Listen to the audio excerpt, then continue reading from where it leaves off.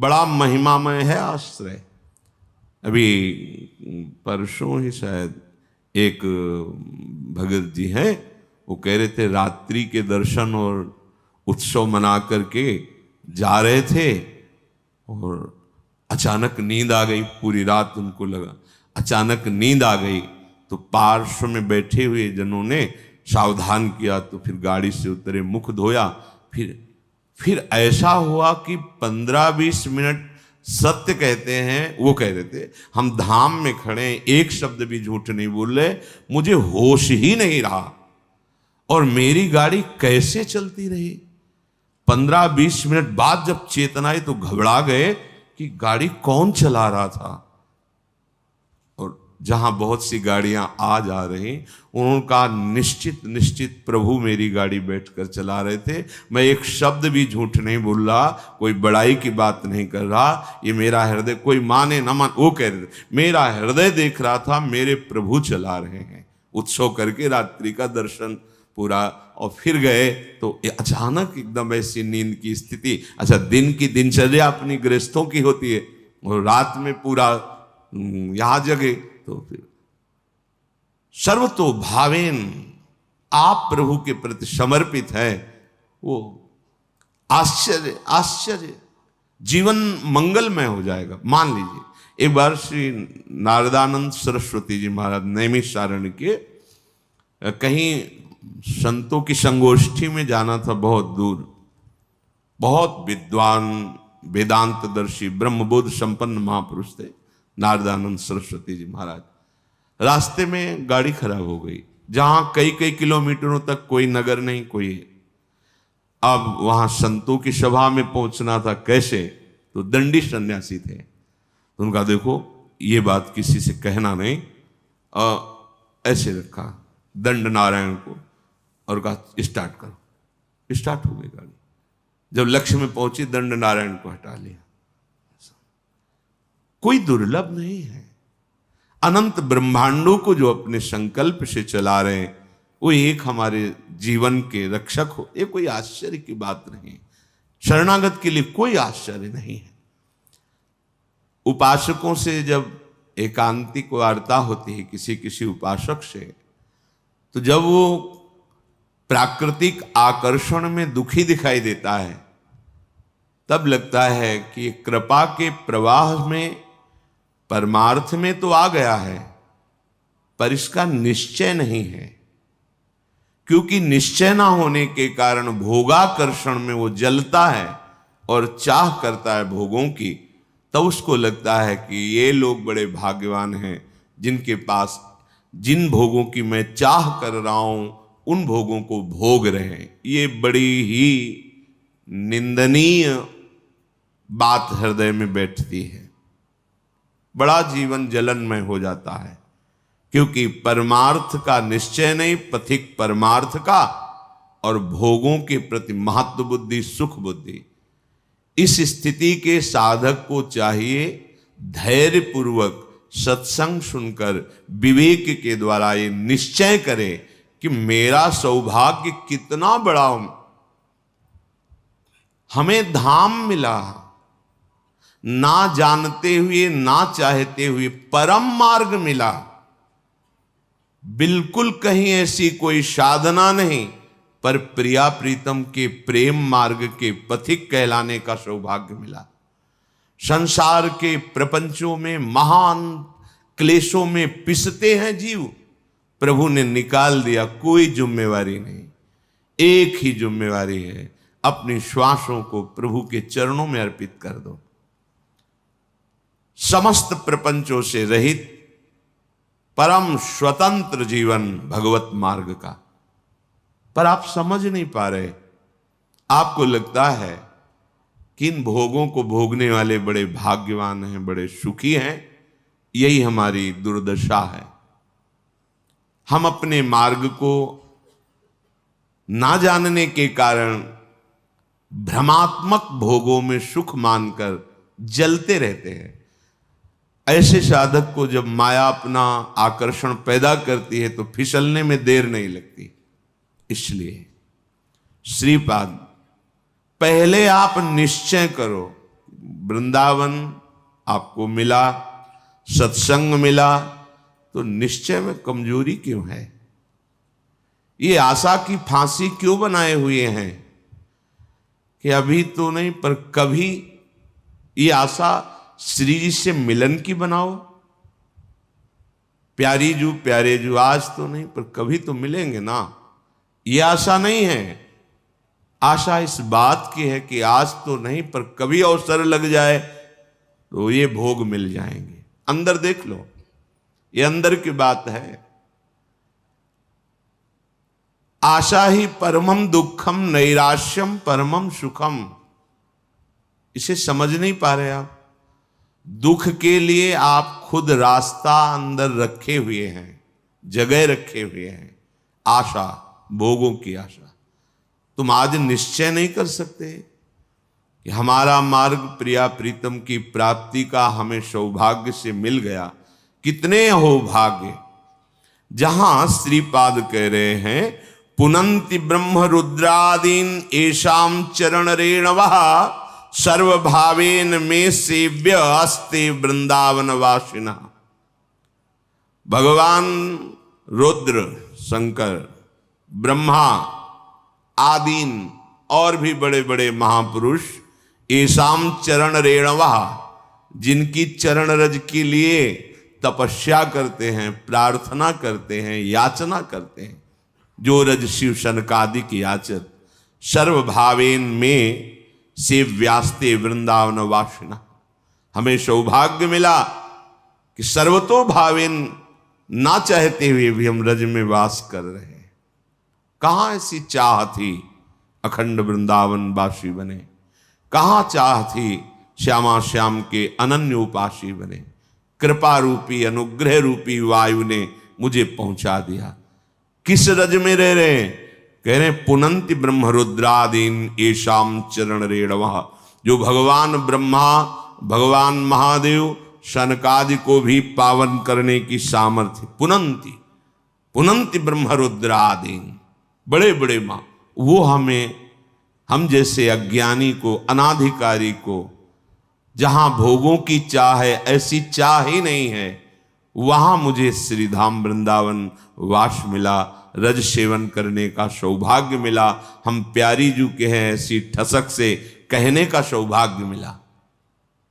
फिर हमारे निश्चय में क्यों कमी? हमारा निश्चय दृढ़ होना चाहिए। भोलानाथ जी ने निश्चय किया कि बस अब प्रिया प्रीतम की प्राप्ति करनी है। निश्चय में बड़ी जल्दी स्थिति आती है। ये जो हमारे अंदर भागवतिक आनंद का प्रादुर्भाव नहीं हो रहा, इसमें निश्चय की कमी है। नहीं चाहिए मुझे अब लोकांतर के भोग, पदवी, यश, प्रतिष्ठा। अब मुझे प्रिया प्रीतम चाहिए।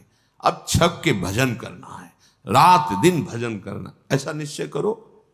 देखो इस निश्चय में कितनी पवित्रता है, कितना बल है, कितनी दिव्यता है। भोलानाथ जी की दिनचर्या बन गई। चतुराशी जी का गान, चतुराशी जी का मनन, प्रिया प्रीतम के मंत्र नाम का रटन। धीरे धीरे इतनी उदासीनता बनी, किसी से मिलना जुलना, किसी के घर भिक्षा के लिए जाना, ये सब बंद कर दिया। बस यमुना जी के किनारे श्रीमद चतुराशी जी का गायन, मंत्र का जप, प्यारे जू के ध्यान में। शाम के सेवा कुंज दर्शन करने जाते, बंदरों को जो चना डाला जाता है, उसकी जो ठुड्डियां पड़ी होती, अर्थात जो बंदर भी नहीं खाते थे, बहुतायत चना, वो उठा लिए मुट्ठी दो मुट्ठी और यमुना किनारे बैठकर उनको चबा लिया। रात दिन भजन। ऐसी स्थिति कि अब तो रहा नहीं गया, चिल्ला चिल्ला के रोते, हा स्वामिनी, हा लाडली। प्रेम की पीर उनके हृदय की वाणी जी में लिखी हुई। हा लाडली, हा प्रियाजू। ब्रजवासी जन सुनते तो प्रार्थना करते प्रियाजू से कि अगर हमारे कोई सुकृत है तो लाडली आप प्रसन्न हो जाओ, बाबा को दर्शन दे दो। इतनी विकलता, इतना रुदन। दिन राधा वल्लभ जी के श्रीअंग के दर्शन करने गए, भाव में भरे निहार रहे थे। होली उत्सव चल रहा था। प्रियाजू के पार्षद बड़ी बड़ी पिचकारियों से रंग डाल रहे थे। अहोभाग्य होता है जिनके ऊपर रंग पड़ता है, संसार का रंग तो पड़ ही रहा है। अहोभाग्य उनके जिनके सामने प्रभु विराजमान है और फिर उनके पार्षद जन उन्हीं कर कमलों से जिनसे श्रीअंग सेवा करते हैं वो रंग डालते हैं, गुलाल डालते हैं। समीप ही थे, भर की पिचकारी मारी लीला श्री जी की, उनके कान में सीधे गई, पर्दा फट गया, रंग युक्त जल अंदर। जो श्रीपाद कह रहे जीवन ने वो मृत प्रायो देहादौ निरहम ममा, देह भाव से अतीत अहमता ममता शून्य स्थिति प्रेममयी। अब वो जल पीड़ा देता है, पक जाता है, फिर उसमें कीड़े पड़ जाते हैं, कोई किसी से नहीं कहना। सेवा कुंज दर्शन करने गए तो ऐसे कीड़े निकले, जब लोगों ने देखा तो उनका अरे बाबा तुम्हें तो बड़ा कष्ट है। कुछ नहीं, श्री जी की लीला है ऐसा। नहीं उस समय मथुरा जाना पड़ेगा। बहुत जब प्रार्थना राजी हो गए, ये भी श्री जी की लीला।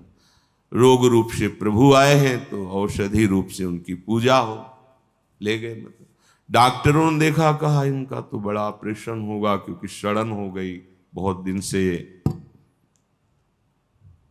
उनके पास जो निज जन सेवा में बनकर गए थे, उन्होंने कहा आपके कान का ऑपरेशन होगा, आपको बेहोश करना पड़ेगा, ये ऐसे नहीं होगा। तो उनका नहीं, आप 30 मिनट पहले बता दीजिए आके, बेहोश की जरूरत। बोले बहुत कष्ट हो उसमें बेहोश कर, बोले आप बता दीजिए।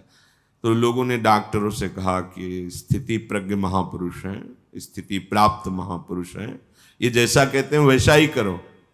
वो आए, उन्होंने कहा कि अब 30 मिनट बाद ऑपरेशन होगा।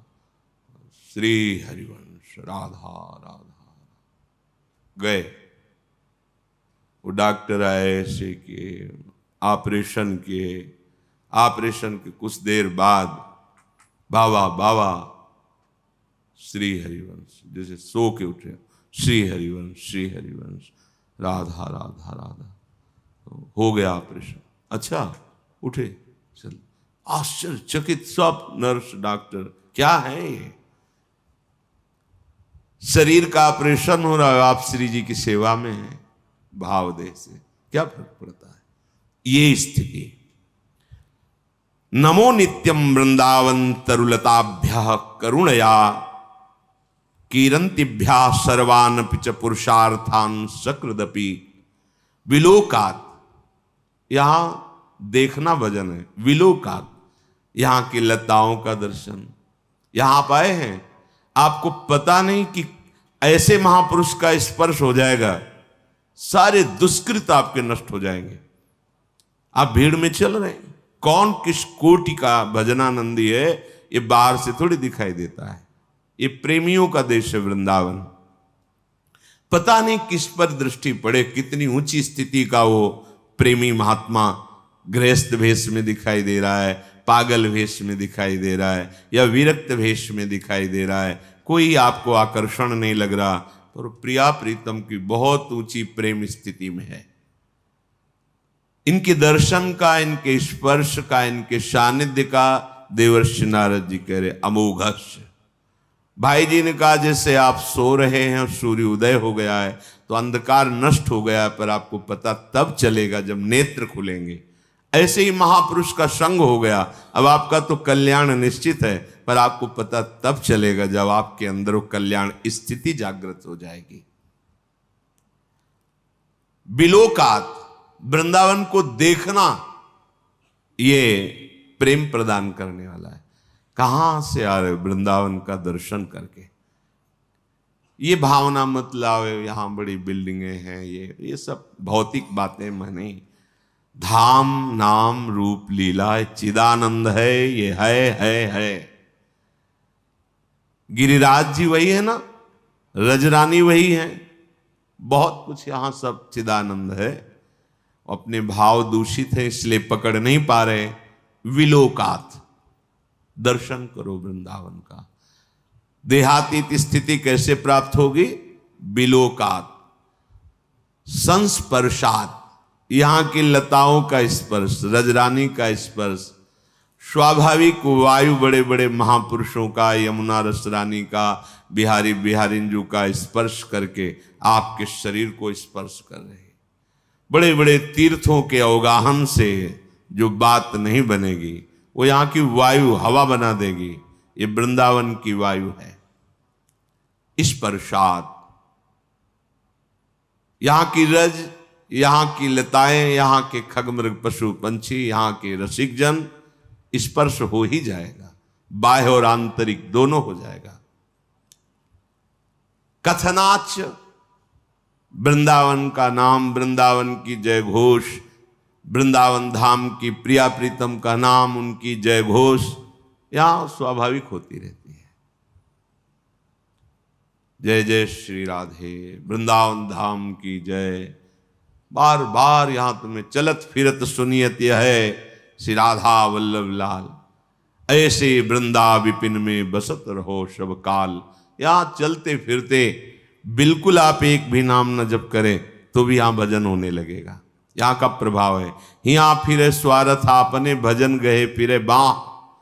भजन आपको पकड़ लेगा, आपको भजन पकड़ लेगा। भजन गए फिरे बाह,